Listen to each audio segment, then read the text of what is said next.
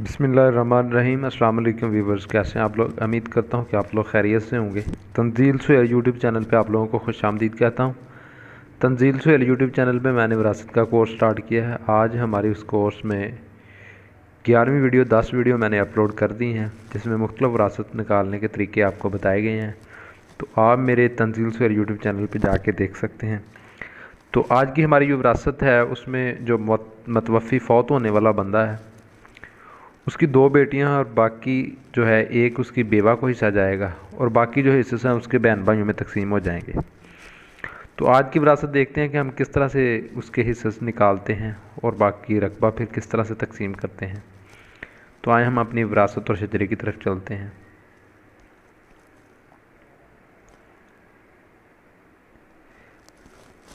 जी नाज़रीन, ये मेरे पास एक शजरा है। हस्बे गुफ्ता कौसर बीबी यक वारसान शजरा मरतब किया गया। वारसान में शामिल हैं कौसर बीबी बेवा है मतवफ़ी की, शकीला कौसर और फ़रज़ाना कौसर दुख्तरान मतवफ़ी हैं। ये 2 बेटियां हैं मतवफ़ी की। और उसके बाद हैं अहमद दीन भाई है मतवफ़ी का, फ़ज़ल दीन वो भी भाई है मतवफ़ी का, मिसबा बहन है मतवफ़ी की। तो आए हम देखते हैं कि ये विरासत हम किस तरह से तकसीम करते हैं। तो ये मेरे पास शजरा है। इस शजरे में ये मेरे पास है सबसे पहले नूरदीन मतवफ़ी हाल है, ये बंदा फ़ौत होने वाला है। तो ये मैंने शजरा बनाया है, सबसे पहले मैंने बेवा का पता बना दिया कौसर बीबी का। ये बेवा है मतवफ़ी की, साथ मैंने रेड के साथ लिख दिया है कि ये ज़िंदा है।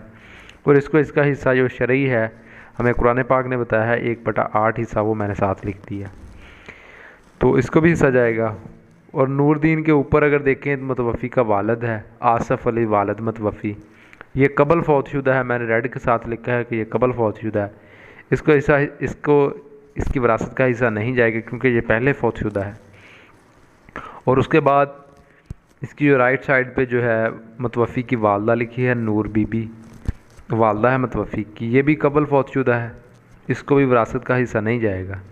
फिर उसके बाद देखें तो इसकी औलाद जो है नूरदीन की, इसकी औलाद में जो 2 बेटियां शामिल हैं, शकीला कौसर ये भी ज़िंदा है, इसको भी विरासत का हिस्सा मिलेगा। उसके बाद है फ़रज़ाना कौसर, ये भी ज़िंदा है, इसको भी विरासत का हिस्सा मिलेगा। तो हमने करना क्या है कि जो है हमारे पास शकीला और फ़रज़ाना, अगर ऐसी विरासत हो कि मतवफ़ी जो फ़ौत होने वाला उसकी एक बेटी हो तो उस बेटी को 1/2 हिस्सा पूरी विरासत में से मिलेगा। अगर मतवफ़ी की 1 से ज़्यादा बेटी हो, मतलब 2 हो या 2 से ज़्यादा, फिर उनको 2/3 हिस्सा मिलेगा। 2 बेटियां हों तो भी 2/3 हिस्सा मिलेगा। अगर 3 हैं तो भी, 4 हैं तो भी, 5, 6, 7, इसी तरह जितनी बेटियां भी हैं सबको 2/3 हिस्सा मिलेगा। 2/3 हिस्सा हमें इधर बेटियों को मिल जाएगा, 1/8 हिस्सा जो है बेवा को मिल जाएगा। बाकी जो बचेंगे हिस्से वो इसके बहन भाइयों में तकसीम हो जाएंगे। तो बहन भाइयों के मैंने इस तरह किए हैं कि हमें पता है कि भाई का दुगना हिस्सा होता है और बहन का 1 गुना होता है। जिस तरह बेटे का दुगना होता है, हर बेटी का 1 गुना होता है। तो ये मैंने भाई के साथ 2 लिख दिया, फिर फ़ज़ल दीन जो भाई दूसरा है उसके साथ भी 2 लिख दिया। और उसके बाद हमारे पास आ जाती है मिसबा जो उसकी बहन है, उसके साथ मैंने 1 लिख दिया, उसको 1 हिस्सा मिलेगा। तो ये मैंने शजरा आपको बता दिया है। आगे हम देखते हैं कि इस शजरे के मुताबिक हम विरासत किस तरह बनाते, सबसे पहले हिस्से किस तरह बनाते हैं, हिस्से बनाने के बाद फिर हम रकबा किस तरह से तकसीम करते हैं। तो मैंने शुरू से लेकर एंड तक आपको जो भी वीडियो बताई है, मैंने जो है तमाम हिस्से जो हैं अलग-अलग से जमा करके बाकी उनको मल्टीप्लाई करके हमने कुल हिस्से से निकाले हैं। ये मेरे पास बहन भाइयों के कुल हिस्से 5 हैं, बेटियों के कुल हिस्से 2/3 है, शरई हिस्सा जो है, बेवा का शरई हिस्सा 1/8 है। कुल हिस्से से निकालने का तरीका है बहन भाइयों के हिस्से, उसके बाद है बेवा का हिस्सा, उसके बाद है बेटियों का शरई हिस्सा।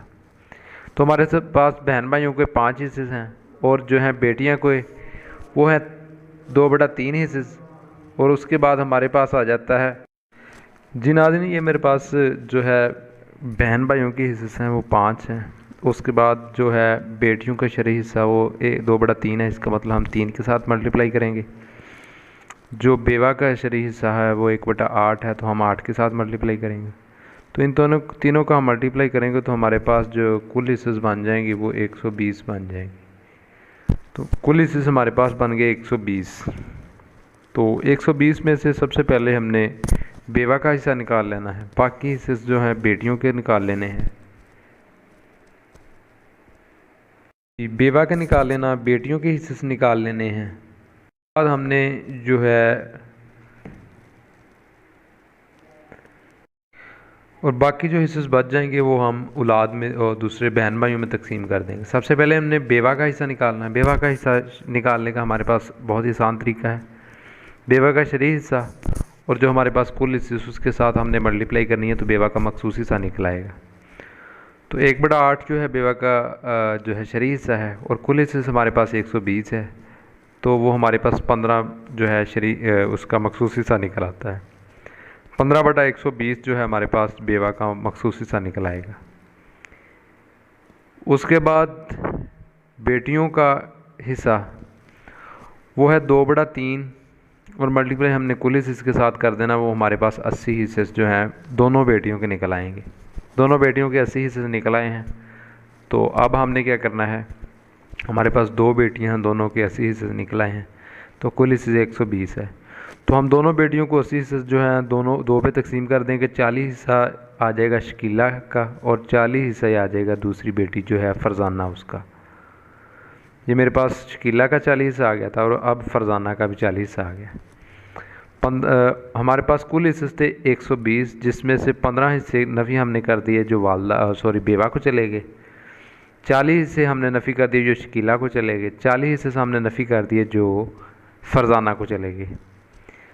तो 120 में से 95 नफ़ी कर देने हमने, हमारे पास 25 हिस्से बकाया बच जाएंगे जो बहन भाइयों में तकसीम होंगे। तो 25 हिस्से से हमने बहन भाइयों में तकसीम करने हैं। तो बहन भाइयों का हिस्सा निकालने का आसान तरीका, मखसूस हिस्सा कुल हिस्से मल्टीप्लाई हमने कर देना है बेवा और बेटियों के बकाया बाद बकाया हिस्से से। वो हमारे पास 25 है। 2/5 जो है आमदीन का हिस्सा था बहन भाइयों में से और मल्टीप्लाई हमने 25 के साथ कर देना, ये मेरे पास इसका 10 हिस्सा आ जाएगा। और फजलदीन का भी इसी तरह 2/5 मल्टीप्लाई हमने 25 के साथ करना है, तो ये भी 10 हिस्सा आ जाएगा, 10/120। और उसके बाद जो है मिसबा बहन है मतवफ़ी की नूरदीन की, 1/5 तक मल्टीप्लाई हम कर देंगे 25 के साथ, इसका 5 हिस्सा आ जाएगा। तो ये हमारे पास हिस्से से निकला है। अब हम इस तरह करेंगे कि इन हिस्से की पड़ताल करेंगे, क्या जो हमने हिस्से से निकाले हैं वो बिल्कुल ठीक है या गलत है। ये मेरे पास आ गया सबसे पहले मिसबा का हिस्सा, फिर उसके बाद है फजलदीन का 10/120 हिस्सा, फिर उसके बाद आमदीन का 10/120 जो मतवफ़ी का भाई है, फिर उसके बाद फरजाना का हिस्सा 40/120 और उसके बाद है शकीला का हिस्सा 40/120। फिर उसके बाद हमारे पास आ जाता है जो बेवा है उसका हिस्सा 15/120। तो ये मैंने एलसीएम लिया, 120 नीचे कॉमन आ गया, 15 + 10 + 10 = 40 + 40 = 15 हमारे पास 120 आ गया। अगर देखा जाए हमारे पास कुल हिस्से भी 120 हैं और जो तकसीम हो रहे हैं हिस्से वो भी 120 हैं। तो इसका मतलब है हमारे पास जो विरासत के हिस्से हमने बिल्कुल ठीक निकाले हैं। तो अब हम इन हिस्से के मुताबिक ही जो है रकबा तकसीम करेंगे। तो रकबा तकसीम करने का बहुत ही आसान तरीका, पहले भी हम तमाम जो विरासतें हैं उनमें तकसीम करते हैं। मतवफ़ी का जायदाद जो है हमारे पास 40 कनाल है, वो हमने तकसीम करना है। रकबा तकसीम करने का बहुत ही आसान तरीका, रकबा तकसीम करने का तरीका है मखसूस हिस्सा तकसीम कुल हिस्से और मल्टीप्लाई हमने रकबे के साथ कर देना है।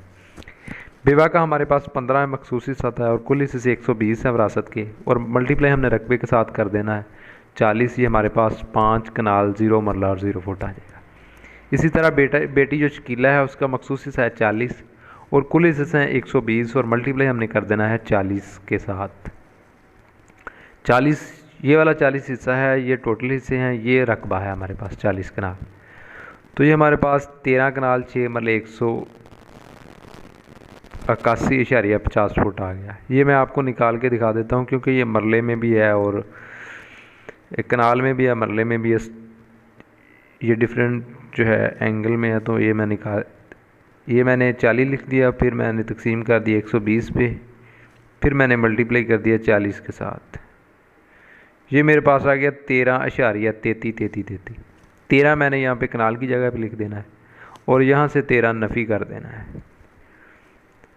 और उसके बाद हमारे पास जो आ गया इसको हमने मल्टीप्लाई कर देना 20 के साथ, क्योंकि एक मरले में 20 कनाल एक कनाल में 20 मरले होते हैं। तो ये मेरे पास 20 के साथ मैंने मल्टीप्लाई कर दिया, ये मेरे पास 6 मरले आ गए।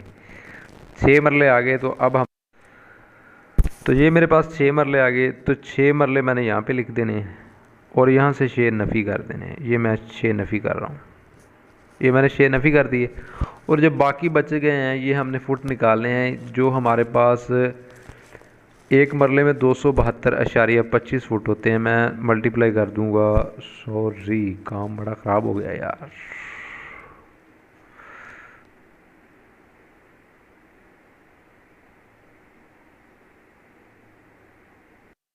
वो ना मेरे से ये डिलीट हो गया था, फिर दोबारा मैंने वीडियो बंद करके लिखा है।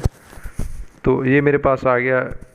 अब इसको हमने मल्टीप्लाई कर देना 272.25 के साथ, 272.25 के साथ। ये मैं मल्टीप्लाई कर रहा हूँ तो ये मेरे पास 181.50 फुट आ गया। ये मैंने लिख दिया। इसी तरह नीचे वाली बेटी का निकालेंगे। फिर उसके बाद आमदीन का 10 तकसीम 120 मल्टीप्लाई बाई 40, इसका भी रकबा निकल आएगा। फिर उसके बाद फजलदीन का 10 तकसीम 120 मल्टीप्लाई हमने 40 कर देना है, इसका भी रकबा निकल आएगा। और इसके बाद है मिसबा का रकबा 5 तकसीम 120 मल्टीप्लाई 40, इसका भी रकबा निकल आएगा। एक कनाल 13 मरले 90.75 फुट। तो हमने जो ये फुट हैं ये जमा कर लेने आपस में। तो ये हम जमा कर लेंगे तो ये हमारे पास 816.75 फुट बन जाएगा। और फिर उसके बाद हमने मरले जमा कर लेने, 6 जमा 6 जमा 6 जमा 13, ये मेरे पास 37 मरले आ जाएंगे। ठीक है। उसके बाद ये मैंने कनालें जमा कर लेनी, 5 जमा 13 जमा 13 जमा 3 जमा 3 जमा 1, तो ये मेरे पास 38 कनाल आ जाएगी। तो अगर देखा जाए तो ये 816 को अगर हम 272.225 पे तकसीम करें, ये मेरे पास 816 आ गया। 816.75 तकसीम हम मैंने कर देना है 272.25 पे। 272.25, ये 3 मरले आ जाते हैं। ये वाले 3 मरले जब इसमें जमा होंगे तो ये हमारे पास 40 मरला बन जाएगा।